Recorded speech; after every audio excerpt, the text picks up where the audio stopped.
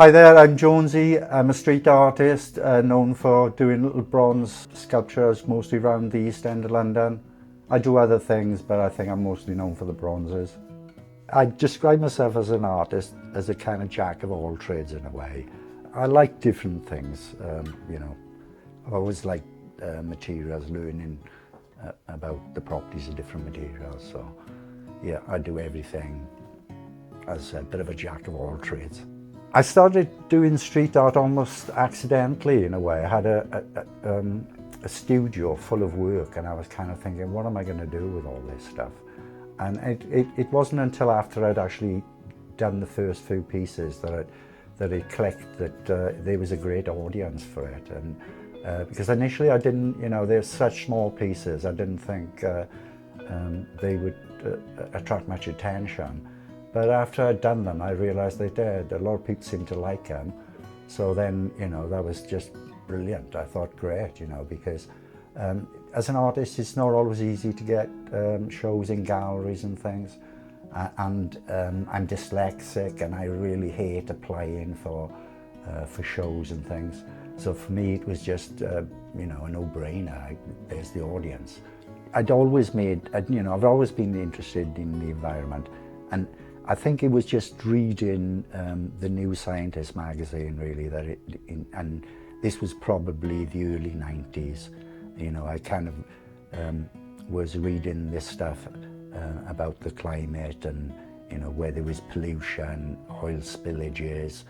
So for me then that was probably the turning point. I kind of thought I could be making work that was expressing their concerns. And as well, I've always been a bit of a rebel, and at the time I was reading this stuff and there were so many people that were in denial of it. I wanted to challenge that. So yeah, that was it. I had to do it. My work's never been about me, it's like everyone's an artist. To a point their work's about them because they're making it. But I never wanted the work to be about me. I wanted it to be about bigger issues, if you like, because, who am I? Things that I knew that I thought, I could say something about and be part of, like today there's more of a wave of people that are protesting, but there are still people in denial and still the right things aren't being done. So, like everything, you just have to keep going until things change. What I love about street art, and for me, it's kind of the last place where there's real freedom of speech and freedom to express yourself.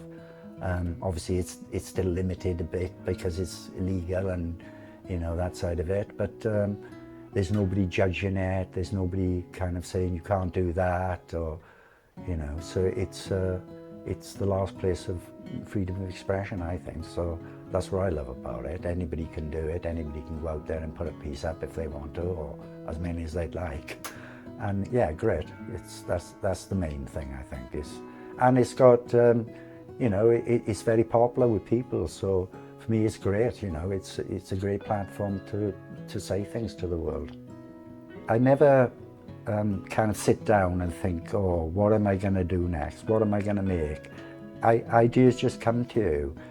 It's almost like I don't think. I don't get up in the morning and think, oh, what am I going to say today? What am I, the day just happens. And it's the same, I think. It's just, because making art is part of you, isn't it? So it's like, what am I going to feel tomorrow? Am I going to be happy? Am I going to be sad? And, what am I going to say tomorrow? You don't, in a way, as an artist, it just happens, doesn't it? It just, you say what you say. In some ways, I try to control things, because you try to say stuff, but also, as an artist, I think you've got to leave your subconscious go wild, because then that's when you're making new stuff. Is if you know what you're already going to make before you make it, sometimes it's not really being creative. I can't say that I want people to think a particular thing because all the pieces are different and hopefully the emotions aren't all the same. But obviously, you know, the work is about the environment. So I hope people get that message with it. Mainly, you know, I hope they can kind of see that there's somebody trying to say that.